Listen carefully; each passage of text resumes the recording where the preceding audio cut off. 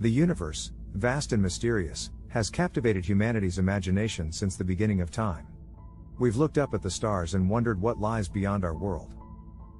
And for centuries, we've searched for answers about the cosmos. Early astronomers peered into the sky with telescopes, observing the movements of the stars and planets.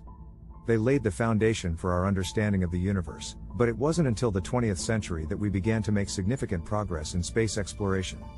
With the launch of Sputnik in 1957, the space race began.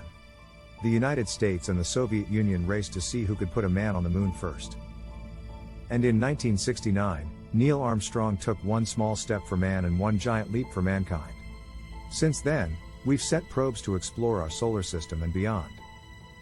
The Hubble telescope has given us stunning images of the universe, and we've discovered thousands of planets orbiting other stars. But there is still so much we don't know. Today, we have a permanent presence in space with the International Space Station. Astronauts conduct experiments and make repairs to keep the station operational.